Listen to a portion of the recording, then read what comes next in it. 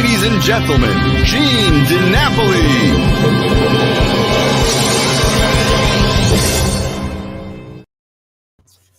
Hello, everybody.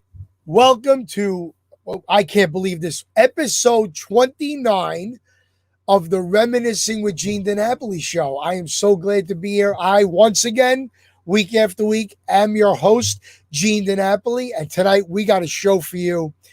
We are going into rock and roll royalty. But first, we're going to talk about a few things. We're going to run our sponsor ads, which we've been so blessed that two of our dear friends are now what we call corporate sponsors. So our producer, Anthony Griffo, is going to run our sponsors. So Anthony, take it away.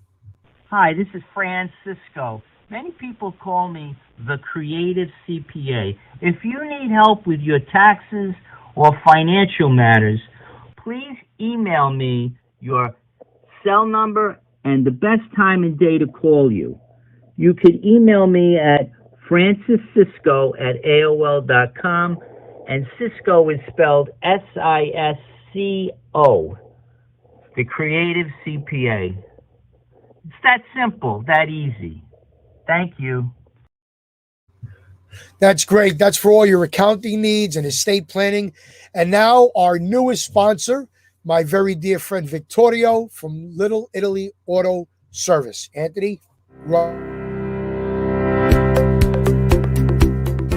Little Italy Auto Repair, 628 Crescent Avenue in the true Little Italy in the Bronx. Over 50 years of automotive service excellence, ASE state certified, offering all types of service to all types of cars. Discounts to all first responders, military, and Fordham University students and faculty. All work is by Vittorio with the highest level of quality possible. His telephone number is 718-933-2365, or visit his website, littleitalyAutobronc.webs.com.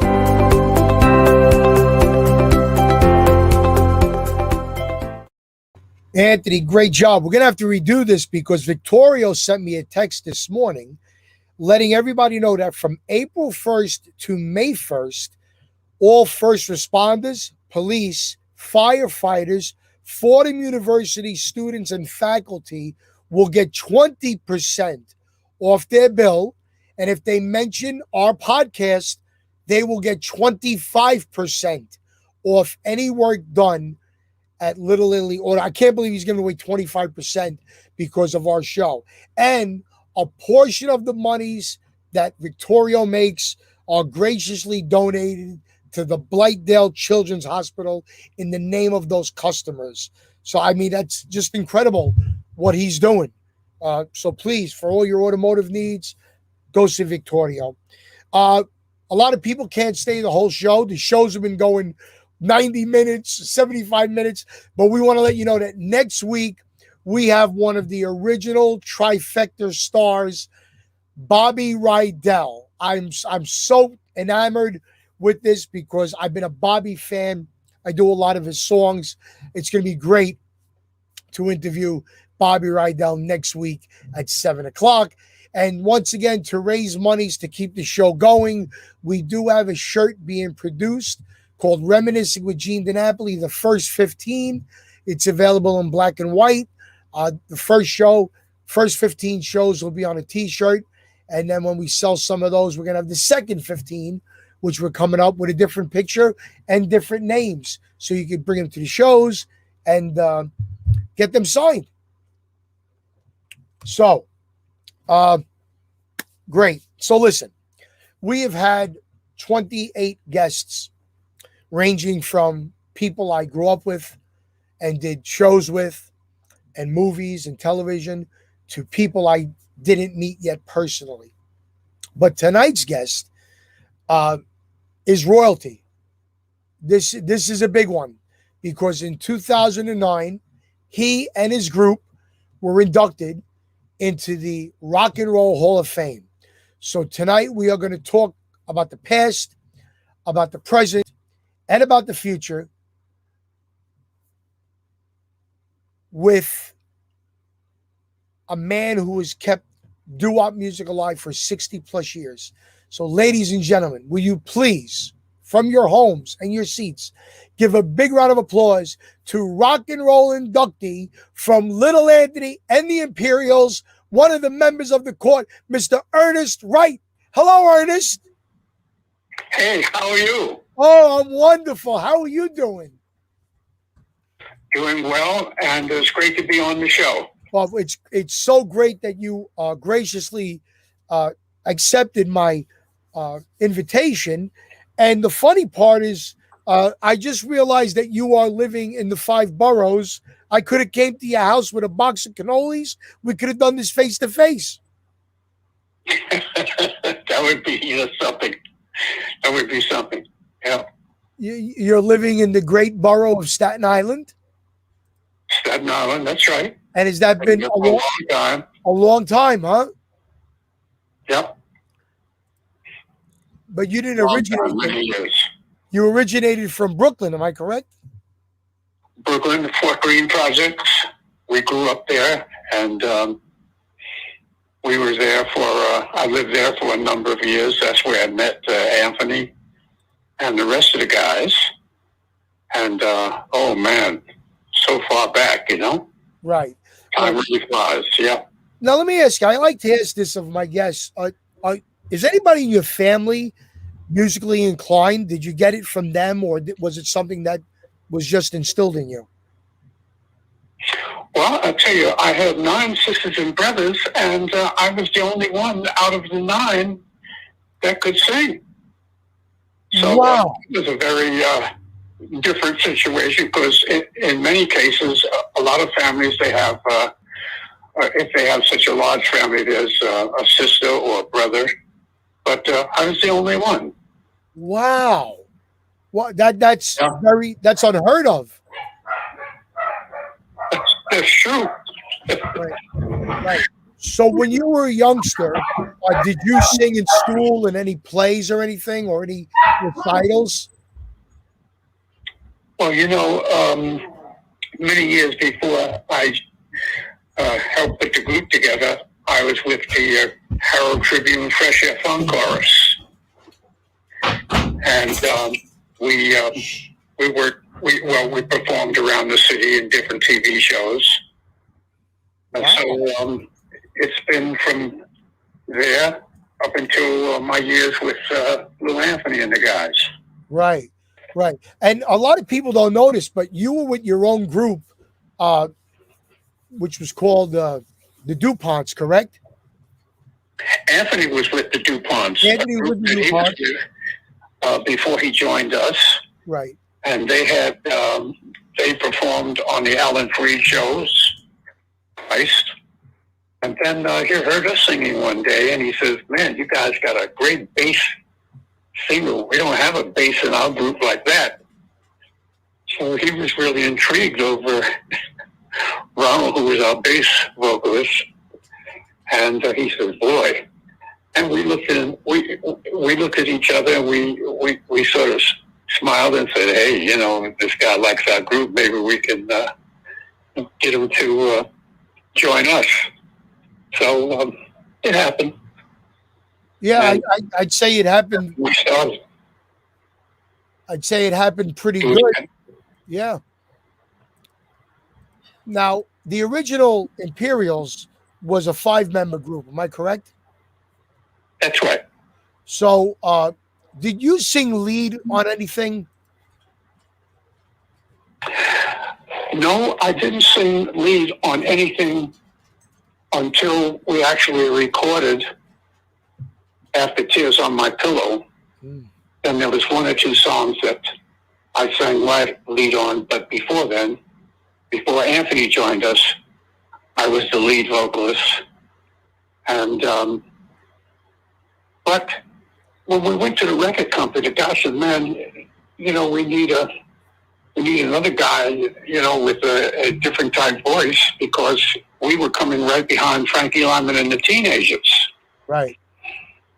So the guy that created that group, they wanted something close to that. So I had a different type voice because I used to sing Oklahoma, when I was with the Fresh Air Fun Chorus. And so a lot of Broadway songs. Really? So yeah, so I really didn't have that that voice that they wanted. Okay. So we had to go out and get another voice that was that sound more like what they had in mind. Right. Right. And we convinced Anthony to join the group, and so he left the guys he was with. He says goodbye, and we got together with him, or he got together with us. We came together, Right. It was more of he joined you guys. Yes. Right. So what were you at this time? 17, 18 years old? 17, yes. 17, huh? Right. And you knew at 16 and 17 that this is what you wanted to do. Yes, I did, because prior to that, I used to listen to Nat King Cole. And when I heard him sing the song, the soundtrack, Nature Boy, in the motion picture, the boy with the green hair. Right. There was a boy, a very strange, enchanted boy. I thought he was singing to me, singing about me. So he inspired me to really want to pursue a professional career. And from that point, listening to him, I was inspired to continue on in a show business, for a show business career. Wow. And were your parents nurturing of your decision? Oh yes, because they knew that I could sing well and perform, and so they said, "Hey, you got to go straight ahead with it, but at the same time, we want you to finish your high school before you do anything, and then continue on after high school," because that was very, very important to them, for my 9 sisters and brothers to, get a good education, at least high school, and then into college, which I never went. But I worked so many colleges around the country, as I said, around the country. It feels like I almost went to one of them, because we were in so many colleges. Right. You got an honorary diploma. Yeah. Now, before you recorded your staple song, you were with Apollo Records. They were based in Harlem, right? No, Apollo Records was based on 46th Street and 9th Avenue. Wow. Mm-hmm. Now, you did some recordings for them. Did anything come out? Yes, we put out a song with Anthony before we became Little Anthony and the Imperials. We were the Chesters. The Chesters. Wow. The Chesters, and we got our name from Chesterfield cigarettes. Ah. That's where we got our name. And we recorded one song with Apollo Records. Yeah. The Fires Burn No More. I don't think too many people are familiar with that part of our history. Well, that's why we do. That's why we do these shows, Ernest. Is that everybody knows what you've done, the big ones and the big shows, but we want our listeners and our viewers to know that there's much more than meets the eye. So maybe after the interview, people will go back and they'll YouTube and they'll try to find a song by the Chesters or a record by the Chesters. You never know. Right, that's true. And especially today, where you can do a lot of research on the web and come up with stuff that, hey, man, I never knew that, Exactly. So, exactly. One of those situations. Now, when you left Apollo Records, you wound up in End Records, and that's where the name change came, right? Yes. Whose idea was that? And how that came about was when we were in the office of George Goldner, and he he was thinking about the name. He said the Chesters. So his partner said, "Hey, we need a more exciting name than the Chesters." Right. So his colleague Lou Galley, I'll never forget Lou Galley because he used to stand. His posture was very, very strange the way he used to stand. He says, why don't we call them the Imperials? And George Goldman, the head of the label, said, "Hey, that's a good name. It's a good name." So that's how we got that name, from the Chesters to the Imperials. Wow. And right out of the gate, you guys scored one of the quintessential doo-wop songs of all time. And we're going to play a little bit for our listeners and viewers. So, ladies and gentlemen, from 1958, the incomparable Little Anthony and the Imperials with the legendary song, "Tears on My Pillow." Take it away, Anthony.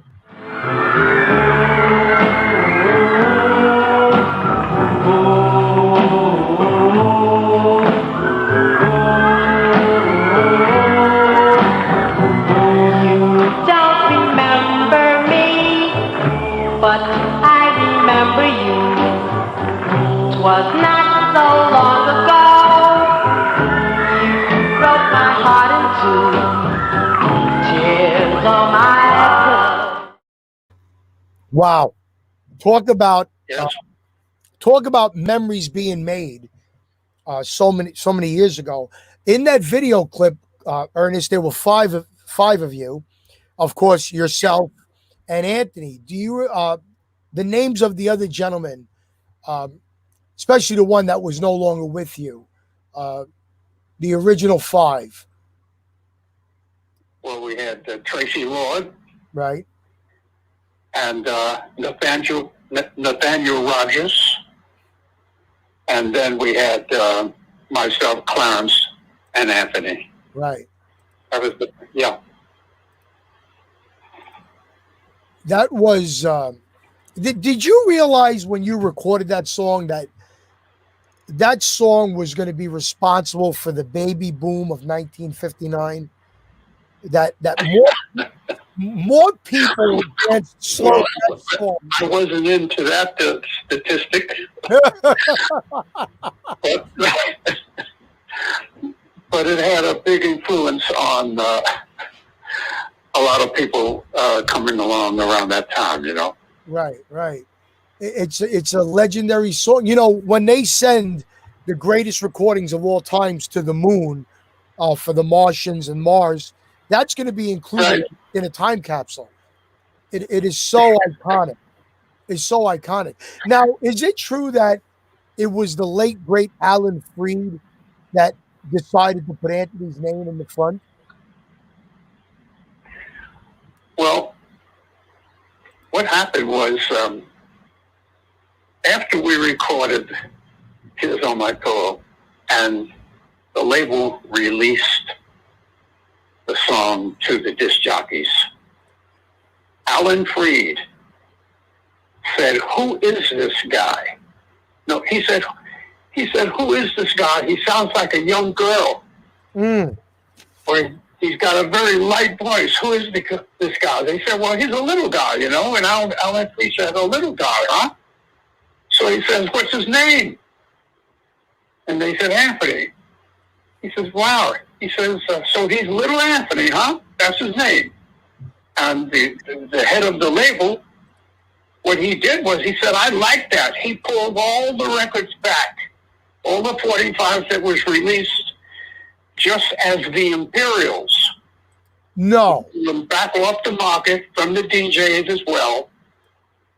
And then he put out Little Anthony and the Imperials. That's unheard of. So that's how that happened. Wow. Nobody does that. No record company does that. Well, first of all, Alan Freed, the tremendous influence he had in the music business. Right. Top jockey in America. And when George Goldner heard what he did, he liked it. Because you remember you had Frankie Lyman and the Teenagers. So to George, this was like deja vu. You know, this was another Frankie Lyman and the Teenagers type situation. Right. So, as I said, he pulled the records off the market and then released it again, Little Anthony. Wow. And the Imperials, yeah. Wow, that's unprecedented because no record company wants to lose money like that. That's true. That's great. But George Golden was he gambled and it paid off for him. Right. Right. Now we're going to go a little out of sequence here because the flip side of that was just two kinds of people in the world. But we're going to play a little bit later on because we're going to end with that. But the second song that became a huge hit, which, if you think about it, was not the norm of what was to become the Imperial sound, was a very prolific song with words that live on in infamy, words that touched every soul. A song called "Shimmy Shimmy Cocoa Bop." That's right. I don't. And I got to tell you something. When my mother used to have dances in my house when I was a kid, this was the first song, the first Lindy song that she would play. So, in honor of my mother, Ernest, we're going to play a little bit of the very beautifully written and the message song of the night. Anthony, "Shimmy Shimmy Cocoa Bop," and let's dance. Shimmy, shimmy, cocoa bop, shimmy, shimmy, bop. Shimmy, shimmy, cocoa bop, shimmy, shimmy, bop. Shimmy, shimmy, cocoa bop, shimmy, shimmy, bop. Shimmy, shimmy, cocoa bop, shimmy, shimmy, bop. Shimmy, shimmy, cocoa bop, shimmy, shimmy, bop.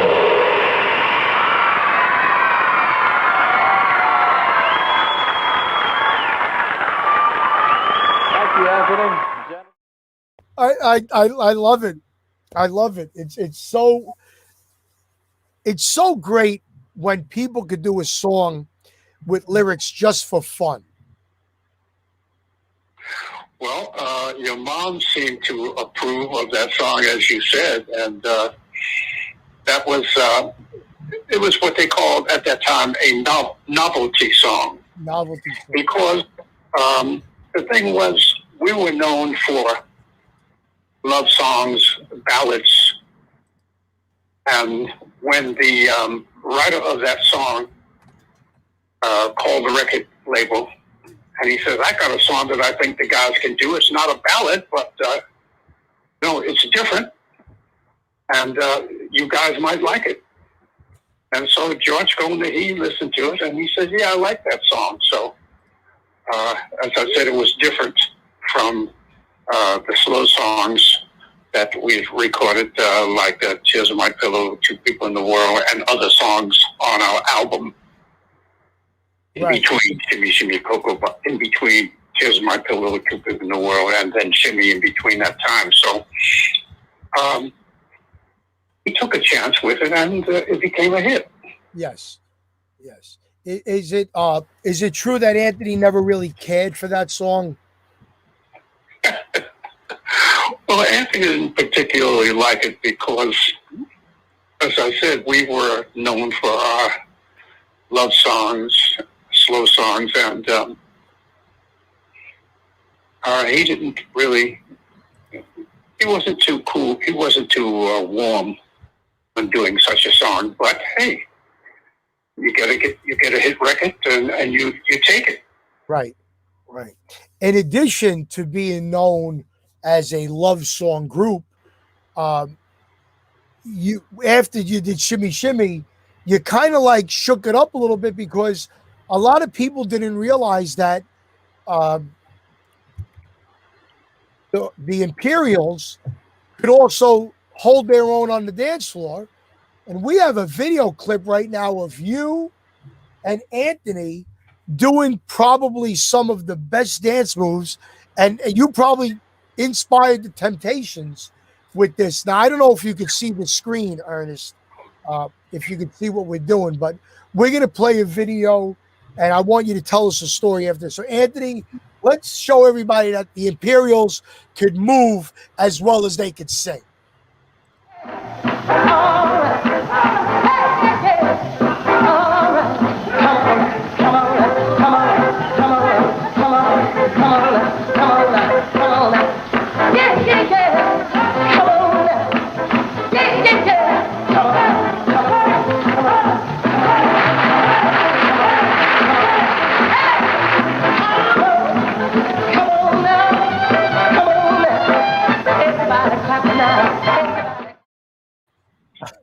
Unbelievable. Unbelievable. How did you do those moves? Well, when you're young, you know, you're not limited in motion.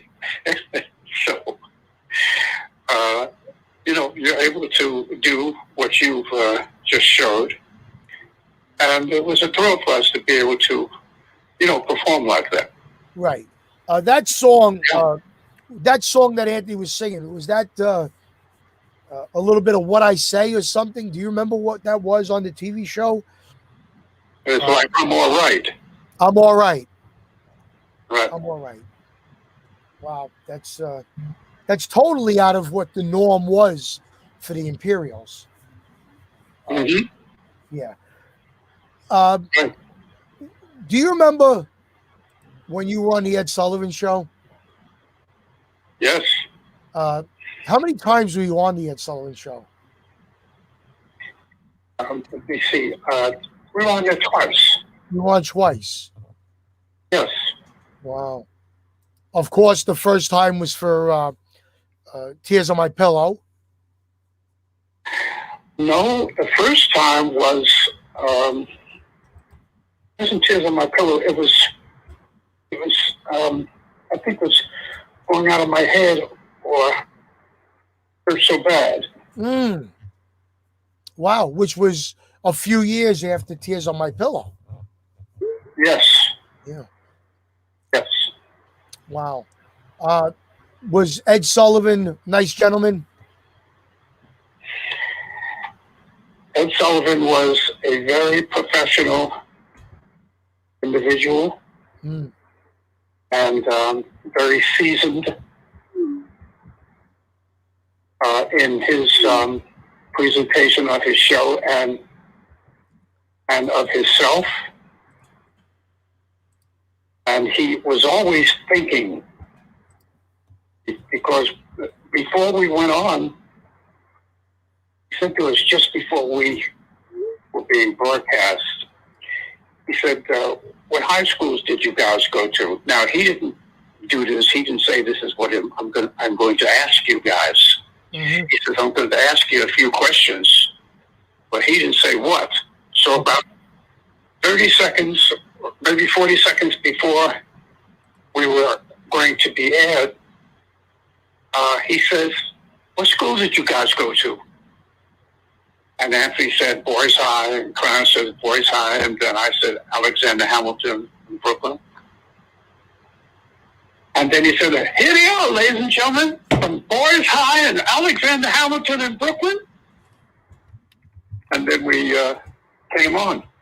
Wow. So he was spontaneous. Okay. But a very seasoned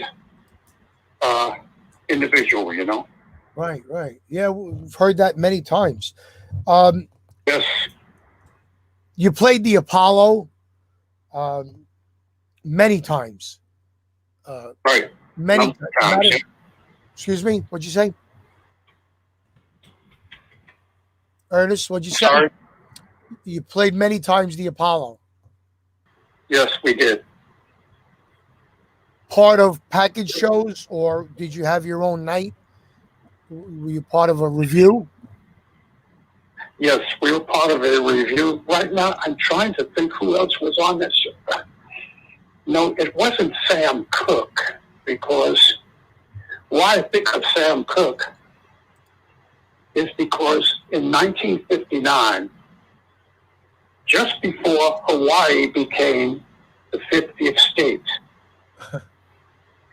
we performed in Hawaii with Sam Cooke.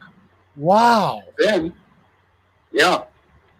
And we left Hawaii a week before the 50th state celebration. Oh my. So we actually missed the celebration of that week because we had another commitment coming back to the Apollo. And I thought of Sam Cooke, but he wasn't on that show. But Sam Cooke was sent to the show because I'm All Right, the one we did the dancing to, Yes. before that was recorded, we didn't have any lyrics for that song. So Anthony we used to come on and Anthony just used to say, I'm all right, different ways. I'm all right, I'm all right. And then he'd say it another way, but it was just, I'm all right, I'm all right.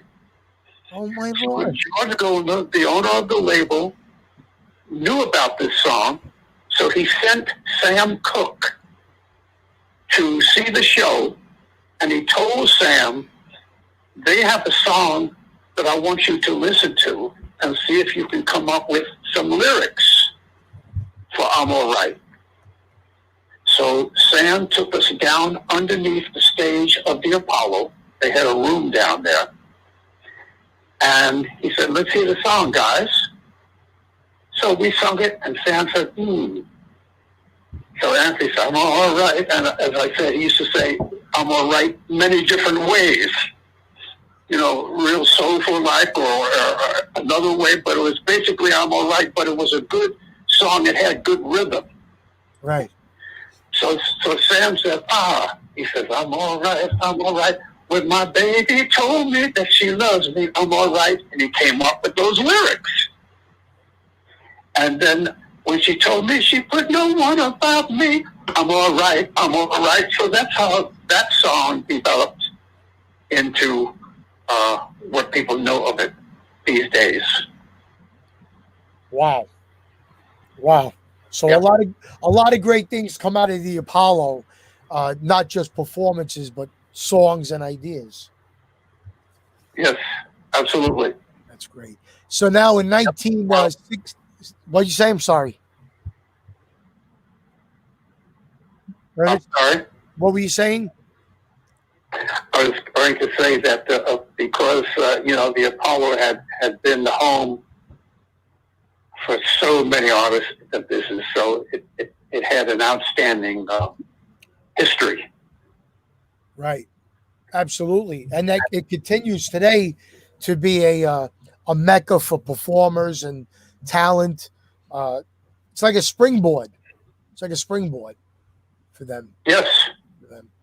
1961, Anthony decided to foray into his own little career, and you guys continued the name.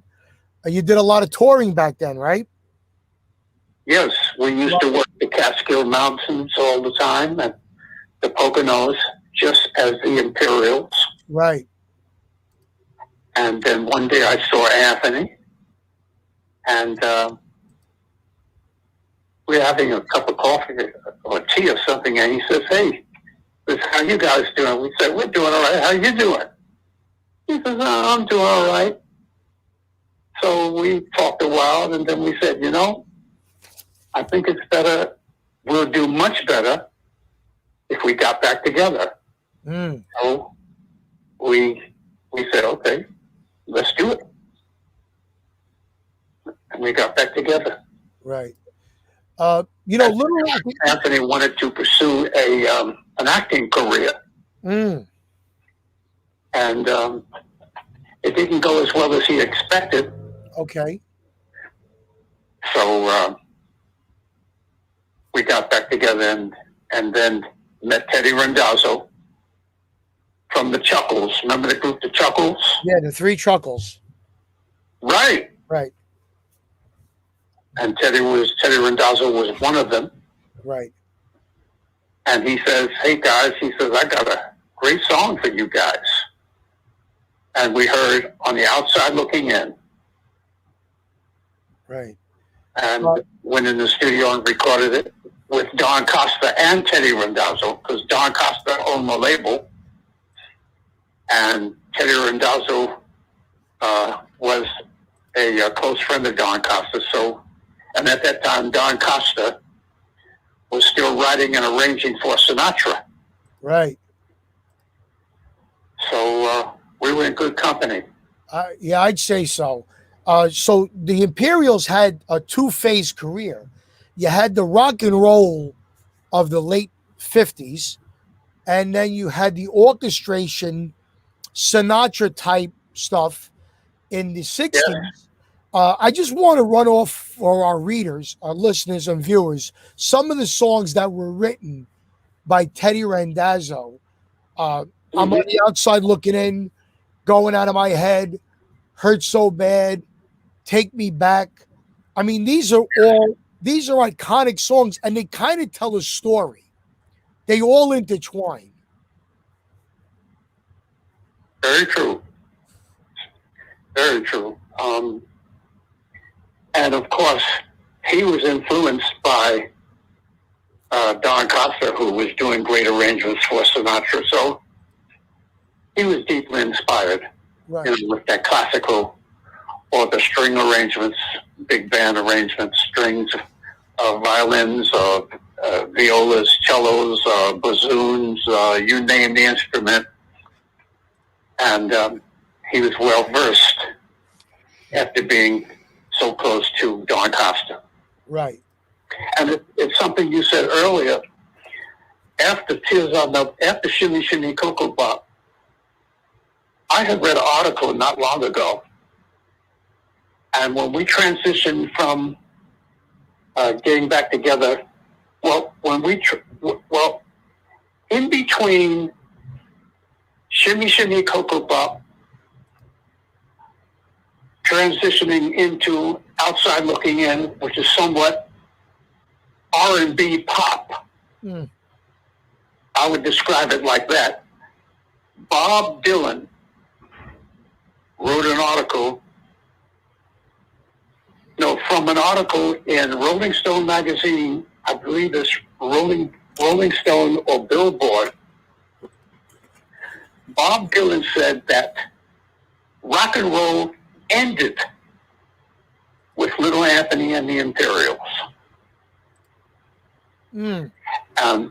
What he was saying was that we were the last of the rock and roll groups transitioning into another phase of music. Right. R&B and pop. So this is one of the reasons why he made that statement that rock and roll ended.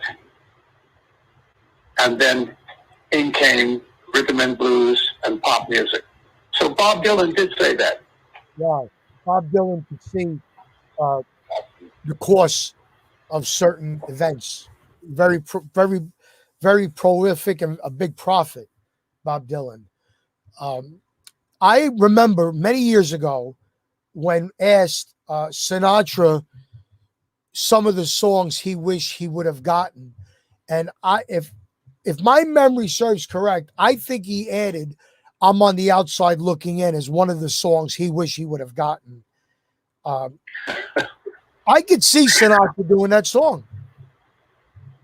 Well, if he said that, I can see that when Don Costa had put together DCP Records, Don Costa Records, and was recording us, and the song came to us, and perhaps not Sinatra. Right. If that is the case, I can see him saying that he missed that one. I had a lot of hit records, but I sure missed that one. The guy got to it first. If that was his mindset, I can understand it. Yeah, absolutely. He was so close to the guy who owned the label that put us out on it. Right. And you did pretty well with those string of songs. Hurt So Bad and Going Out of My Head, I'm on the Outside Looking In. You're talking, most of them were in the top 20. Absolutely. Outside was in the top 10. Going Out of My Head, number 6. And then you had Hurt So Bad, which made it to number 3, which I think is top 10, number 3. So we're going to play a little bit of the mega hit.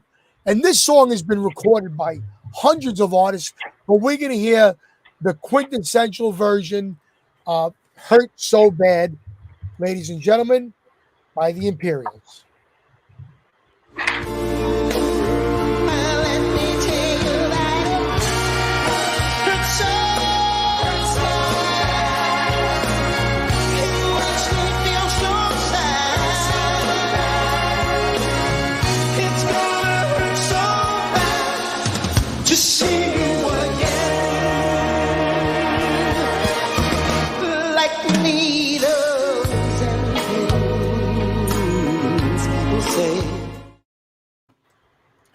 What a version.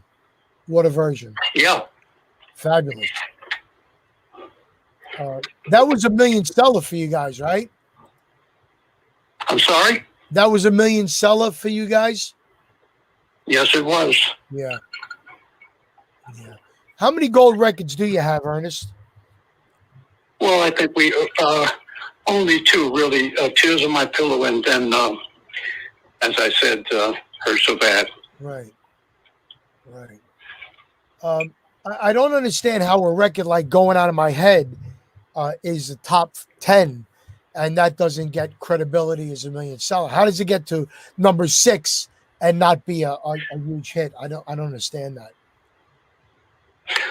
Well, back when we recorded Going Out of My Head, you had the Motown sound.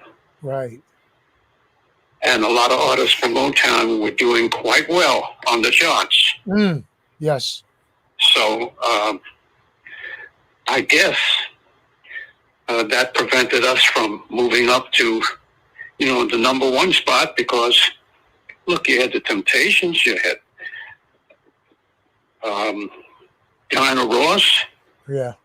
And so we were up against some pretty stiff competition. Right. And in 64, you had a little band called the Beatles as well. Yeah. Yeah, they had a couple of chart records, didn't they, the Beatles? Yeah. Did you tour overseas a lot? I'm sorry, I think our line goes in and out, when you're dealing with this technical stuff. Right. Did you tour overseas? Sometimes it's difficult. Right. Did you go overseas a lot, Ernest? Did you play overseas a lot? Well, when I left the group, I joined Tony Williams and the Platters. Yeah, right. And Tony asked me, hey, man, I'm going on this world tour, and I'd like you to come along. So I said, hey, great. And I toured around the world a couple of times with Tony. Right. And it was quite an experience because we were a local group in the sense that we mainly toured in the United States. But when I had a chance to travel around Europe, South America, and Asia, Japan, a lot of places, it was quite a thrill, and it opened up a whole nother world for me, Right. Yeah. One thing we do want to mention, which is very important, especially these days, Ernest, is it was the involvement with you guys with the civil rights activities and the movement. Can you tell us a little bit about your experience with that? Well, I think the experience that we had in the beginning, we toured a lot in the South. We were on the Irving Felt Biggest Shore Stars. And we were on the show with Bo Diddley, Chuck Berry, the Crest, Johnny Marshall and the Crest, Lloyd Price. And we did a lot of work, performed a lot of gigs throughout the South. And so we were in contact with a lot of things that was going on in the South. And we were right in the middle of it. Little Rock, Arkansas, and Alabama. We even stayed at the hotel where Dr. King was killed.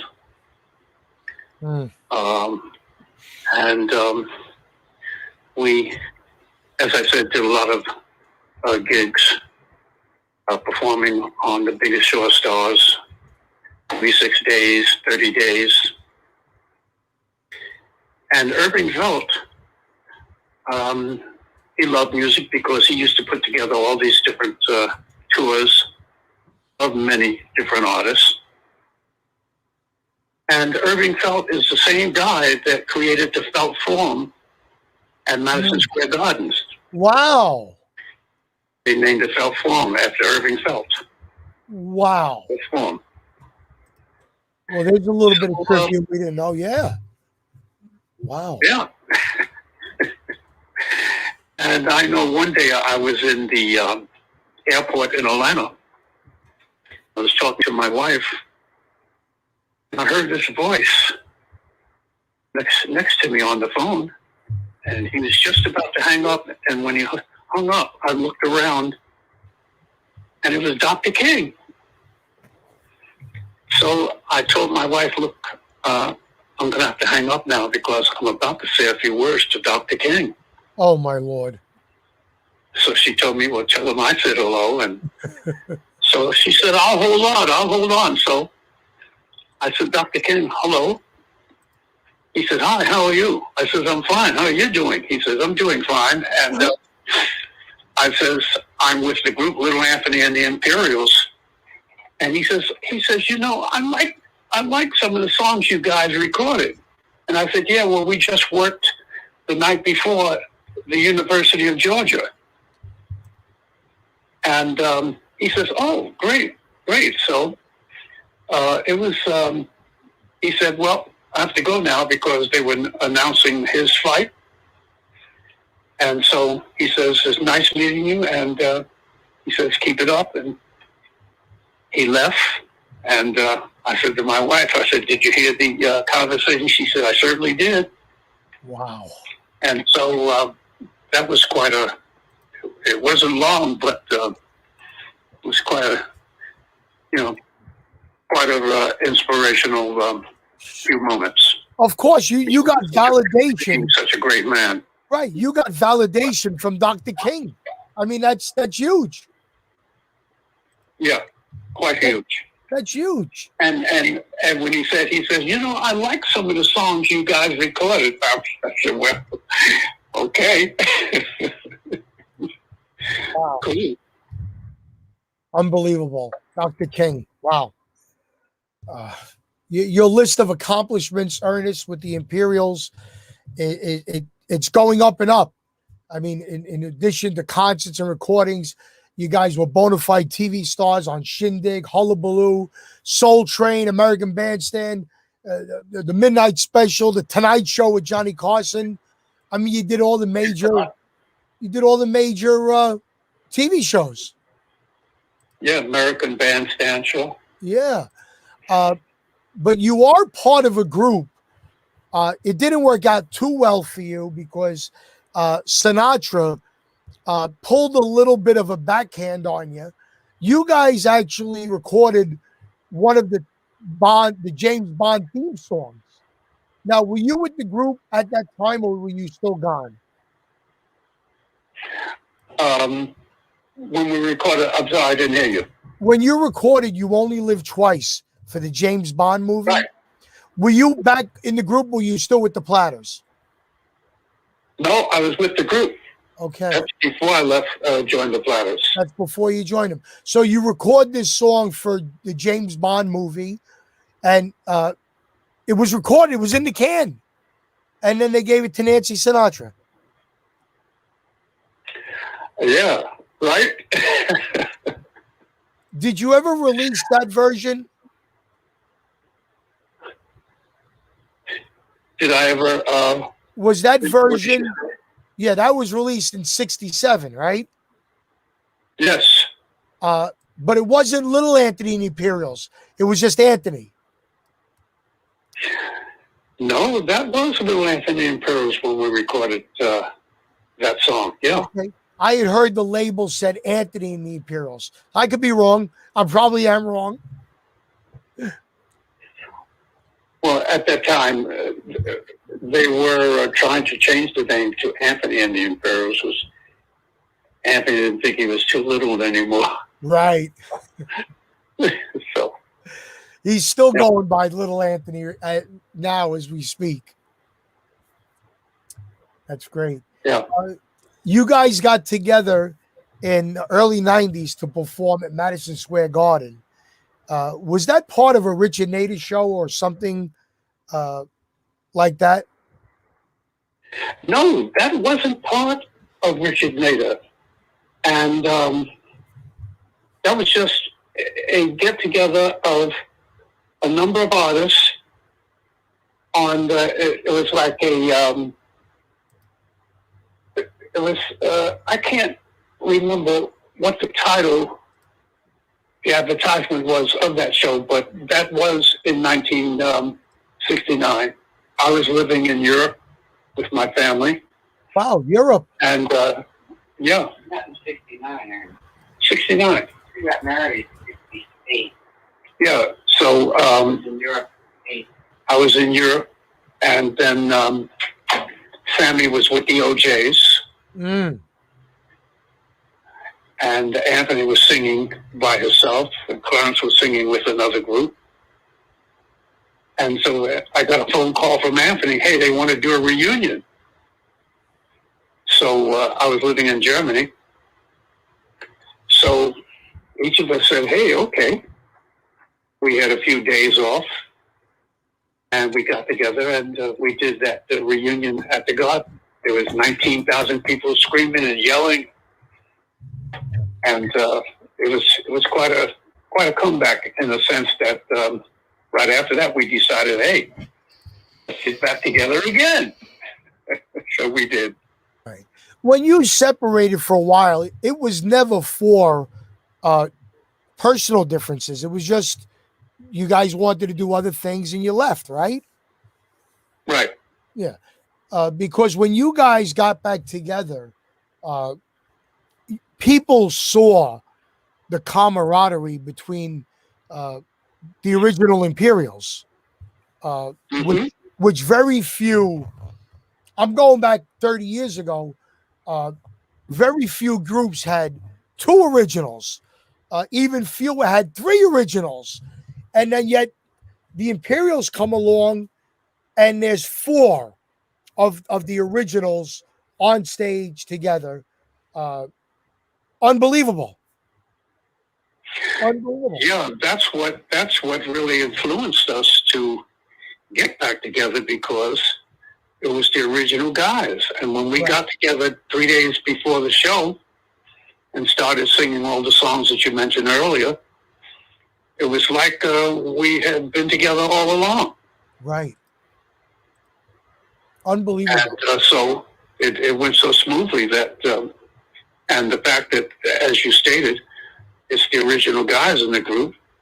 It was really an outstanding situation for all of us. Absolutely. Absolutely. I want to let you know, besides being heard all over the world, Ernest, we have a listener from New Jersey who just made a comment, and I want to read it. The guy's name is Vincent Martimucci, and he was part of a rock and roll group called Vanilla Fudge. And he just told us that in 2006, the Vanilla Fudge was inducted into the Long Island Music Hall of Fame with Little Anthony and the Imperials. 2006. That was 2006.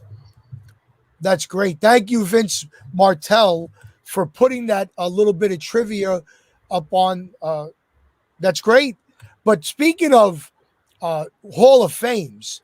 I'm just going to go through a small list of the Hall of Fames that Little Anthony and the Imperials have been awarded.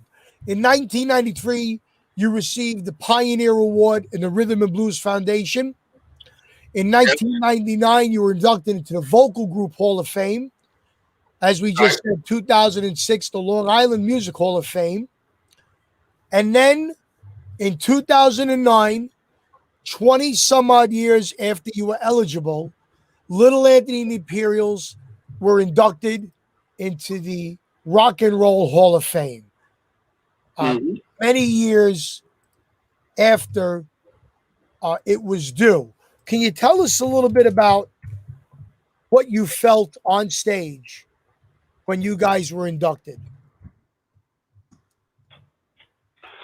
Well, of course, Smokey had introduced us and given us the awards. And the performance that night, it was a great dinner, and then we did the performance. You know, when you're inducted in the Hall of Fame, you're in there with some very special people. And that night was a very special night. And it was just a thrill to be part of that event.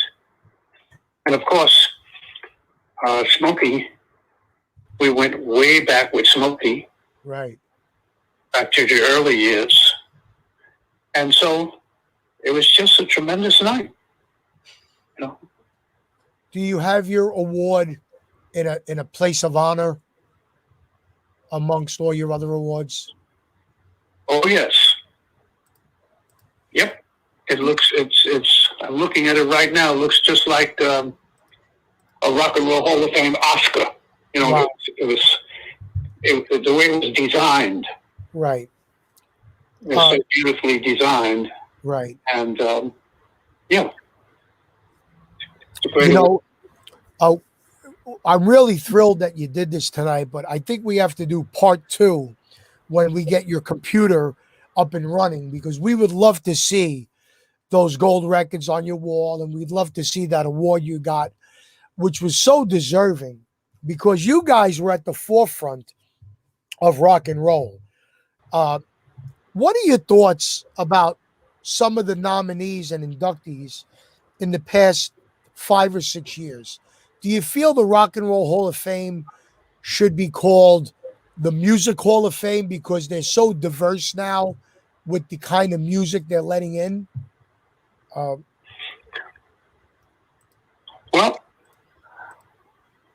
I feel that rock and roll set the stage for so much music that's happening today. And as you said, your mother used to play Shimmy Shimmy Cocoa Bop. Yep. And so, because rock and roll, because there's many of your listeners out there that can say, hey, I remember my mother used to play Shimmy Shimmy Cocoa Bop, or Tears on My Pillow, or Two People in the World.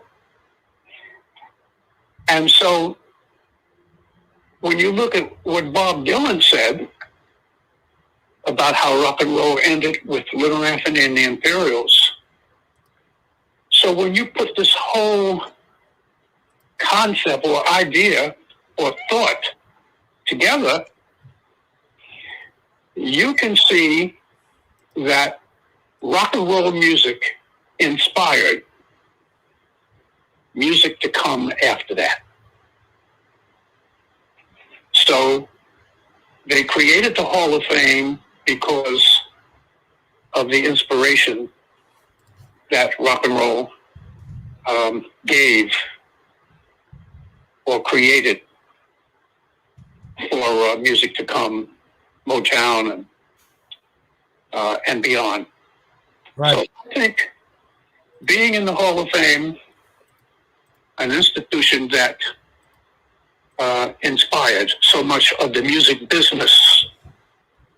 I think the name is cool. Very well said. Really look at that idea. Very well said. That thought pattern, I know. Right. Let me ask you, with everything that's been going on for the past year, with no shows and no performances, have you thought of writing down some of your memoirs in order to be printed at a later date, maybe? Well, I thought about it, and I'm working on something with my daughter, Nicole, who's a really good vocalist and writer. And we'll see. Wow, great. Well, I want you to know, Ernest, that we here at the Reminiscing with Gene DiNapoli podcast are in your corner, and anything we can do to promote any of your projects, be it with or without the Imperials or any of the guys, we'd be happy to be part of the movement to keep your voice and your music in the forefront in everybody's mind. So just know that we are there for you, the way everybody's been since the summer of '58. Well, I might take you up on that. And thanks for the offer. Wonderful. And we'll see. Yes, of course. I want to end this on a real positive note. There's a form of music called a cappella, which years ago was not a form of music. It was just what everybody did.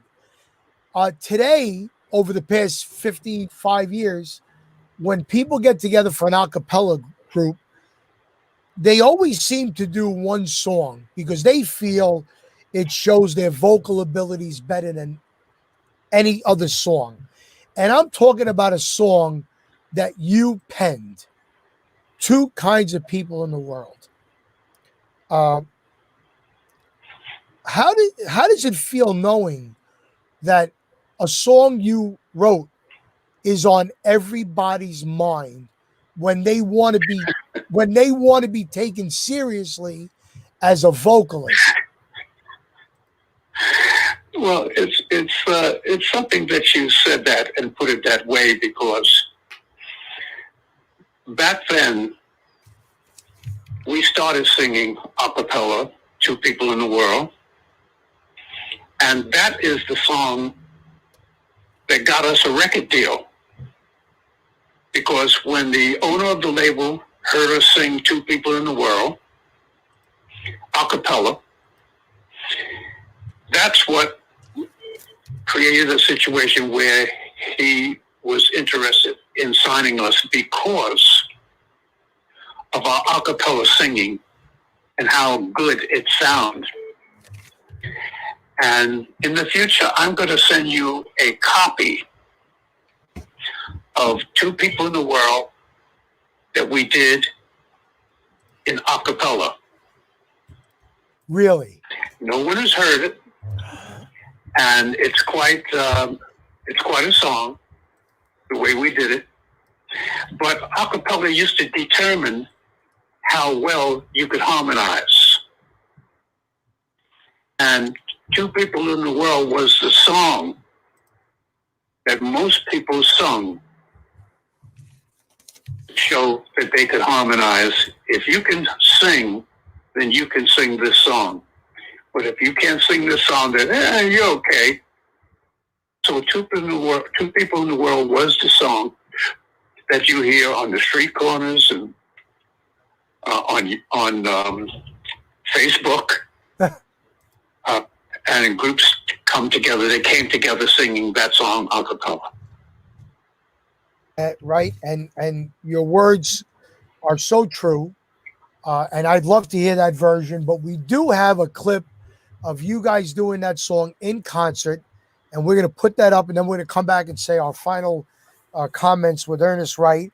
So, ladies and gentlemen, the quintessential a cappella song written by Ernest Wright, Just Two Kinds of People. Richard Barrett. So sorry. Right. Let's play it, Anthony. Just two kinds of people in the world.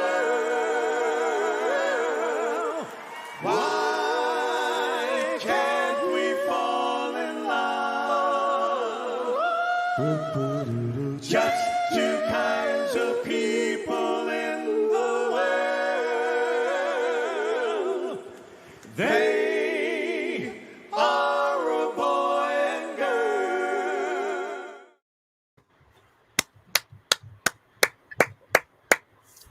That was about 15 years ago, and you guys are no longer on the downside of 40 years old. You're a little more aged, and you guys sound perfection.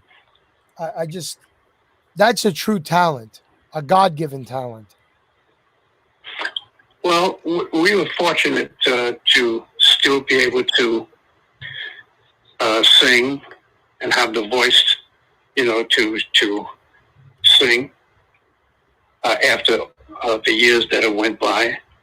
So it was a blessing for us and an inspiration to continue to be able to perform at the level that we performed, Right. And are still performing. Right. Speaking of still performing, do you have any gigs on the books for next year when things go back to normal? Well, we have some gigs on the books that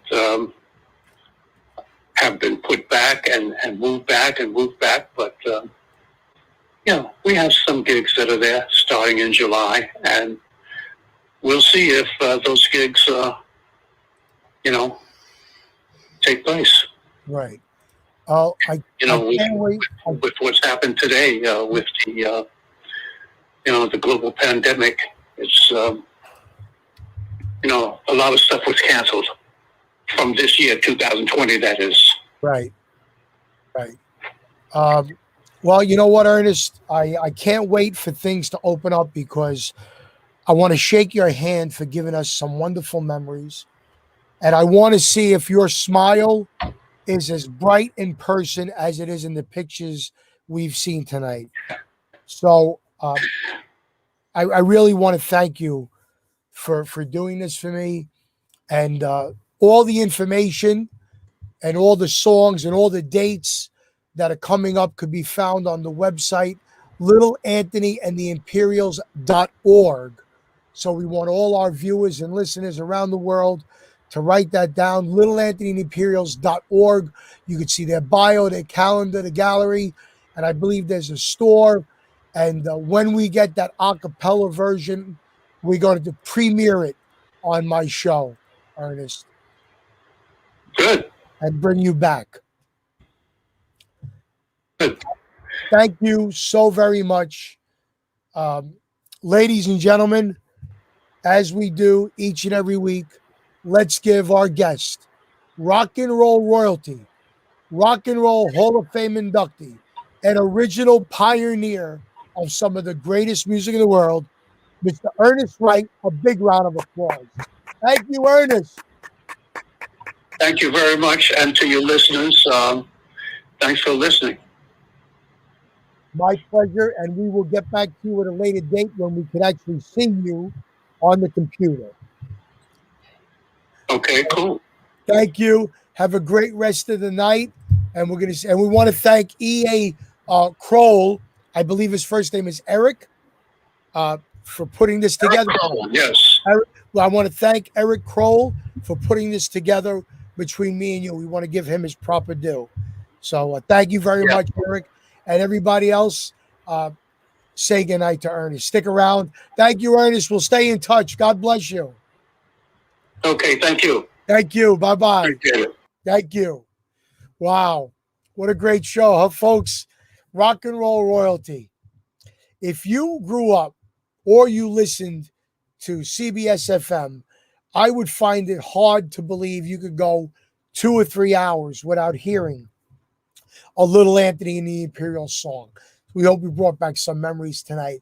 Right now, we're going to visit our sponsors once again. Anthony, take it away.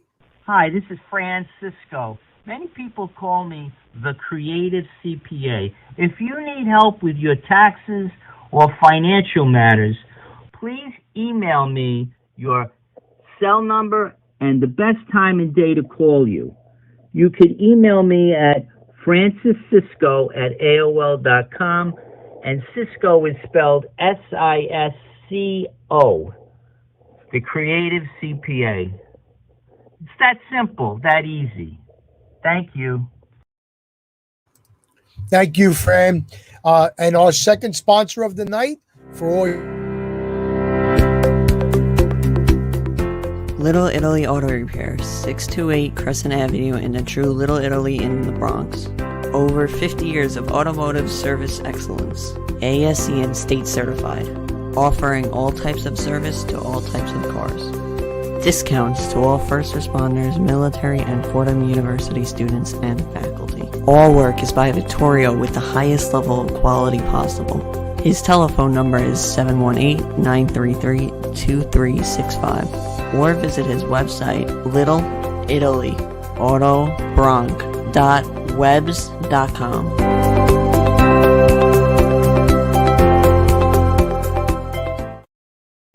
That's great. Thanks for doing that commercial, Anthony. Your voice really is a soothing voice, and hopefully it'll bring Victorio some business. And as a matter of fact, we want to talk about the special offer that Victorio is doing from April 1st to May 1st. He's also giving an additional discount for all first responders, police, firefighters, Fordham University students, and faculty will receive 20% off your automotive needs. If you mention my show, that'll be increased to 25% off your bill, and a portion of the money spent will be given to Blythedale Children's Hospital in the name of the customer. So check out Victorio. We want to thank everybody. Don't forget next week's guest, a triple threat, stage, screen, and record. Bobby Rydell, one of my favorite performers, because I just love Bobby. He's a throwback to the 40s. He'll be here next Monday, the 29th, 7 o'clock. And don't forget, send me a message if you'd like to buy one of our Reminiscing with Gene DiNapoli t-shirts. The first 15 has all our guests from the first 15 shows. Send me a message through our website, genedinapoli.com, or Facebook. They're going to be available in black and white. We will ship all over the world. We do have some fans in Scotland and Greece that want them. So my face is going to be in Greece. I'm getting there one way or another. Well, ladies and gentlemen, I hope you had as much fun as I did with Ernest Wright. Don't forget, we are on all streaming platforms, Apple, iTunes, iHeartRadio, Google. Everywhere you could hear a podcast, type in Reminiscing with Gene DiNapoli, and you could hear our show while you're driving or while you're just taking a tan. Until next week, be safe, stay well, stay positive, and God bless you, everybody. Take care.